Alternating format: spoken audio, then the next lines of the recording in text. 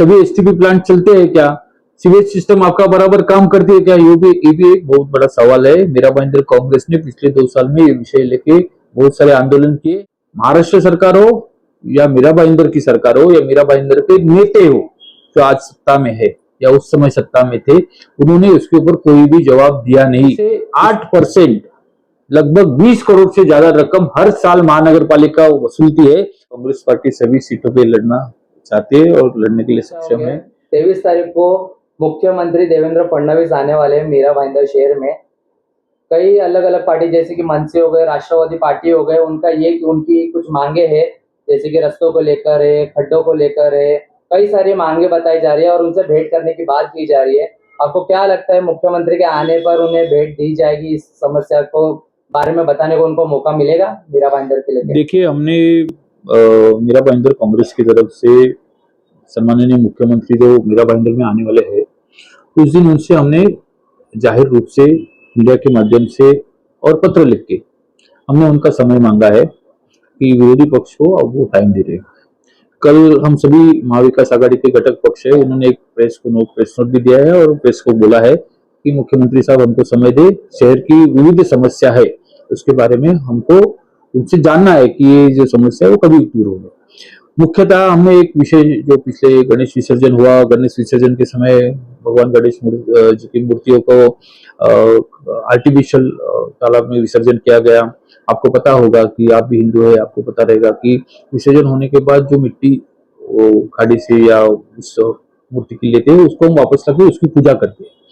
अब ऐसे सिचुएशन में प्रदूषण के नाम पर इन्होंने आर्टिफिशियल तालाब में गणेश मूर्ति का विसर्जन किया। विसर्जन करने के बाद जो मट्टी थी उसके ऊपर इसकी इनको प्रक्रिया करनी थी और फिर पानी, मट्टी अलग करके पानी समुद्र में छोड़ना था। उन्होंने उसके ऊपर कोई प्रक्रिया नहीं की। एक तरह से हिंदुओं की भावना से भाजपा ने, महाराष्ट्र सरकार ने और मीरा भाईंदर प्रशासन ने खिलवाड़ किया है। उसके बारे में उनसे हम जवाब मांगते हैं। वो कहते हैं कि खाड़ी में प्रदूषण होता है, तो जो मीरा भाईंदर शहर का मलमूत्र लोगों के घर से निकलता है उसके ऊपर प्रक्रिया होती है क्या? सभी एसटीपी प्लांट चलते हैं क्या? सीवेज सिस्टम आपका बराबर काम करती है क्या? ये भी एक बहुत बड़ा सवाल है। मीरा भाईंदर कांग्रेस ने पिछले 2 साल में ये विषय लेके बहुत सारे आंदोलन किए, लेकिन महाराष्ट्र सरकार हो या मीरा भाईंदर की सरकार हो या मीरा भाईंदर के नेता हो जो आज सत्ता में है या उस समय सत्ता में थे, उन्होंने उसके ऊपर कोई भी जवाब दिया नहीं। उसमें से 8% लगभग 20 करोड़ से ज्यादा रकम हर साल महानगर पालिका वसूलती है।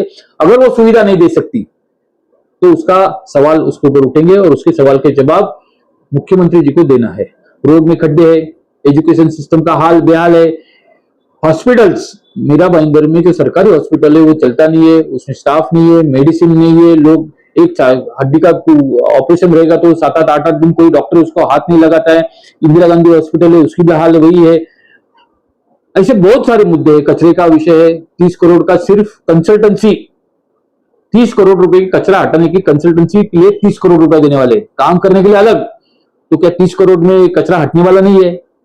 30 करोड़ रुपया कौन लाएगा? तो दलाल लाएगा। वही कंसल्टेंट दलाल का रोल अदा करेगा, वही सरकार से पैसा लाएगा। यानी मीरा भाईंदर के नेता, मंत्री महोदय, आमदार और मीरा भाईंदर प्रशासन जो है सरकार से पैसा लाने में असफल है, अक्षम है, इसलिए वो दलाल को बीच में डाल रहे, कंसल्टेंट को बीच में डाल रहे, वो भी 30 करोड़ रुपया। आज तक हर साल अलग अलग कंसल्टेंट ने काम किया है, उसके पैसे कहाँ गए, उनका क्या दायित्व था? ऐसे बहुत सारे सवाल मीरा भाईंदर में, मीरा भाईंदर महानगर पालिका में या मीरा भाईंदर शहर में खड़े हैं। आपको बताओ, वो जो बच्चा ग्रंथ मुथा एक्सपायर हो गया, उसमें सब बीजेपी के ठेकेदार थे। आप पता करो, वहां पर जो होटल चल रहा था सालों से, कहा जाता है तो उसका कोई वर्क ऑर्डर ही नहीं था। तो ऐसे बहुत सारे सवाल लोगों के सामने है, उसके जवाब उनको देने पड़ेंगे और इसीलिए हम समय मांगे। अगर टाइम दिया, समय दिया तो ठीक है, नहीं तो हम हमारा लोकशाही तरीके से काम करेंगे। सर, की पूरी तैयारी है। कांग्रेस पार्टी सभी सीटों पे लड़ना चाहती है और लड़ने के लिए सक्षम है। जैसे अभी माहौल बनते जा रहा है, सुप्रीम कोर्ट ने तो बोला ही है कि जनवरी के पहले सभी इलेक्शन लो।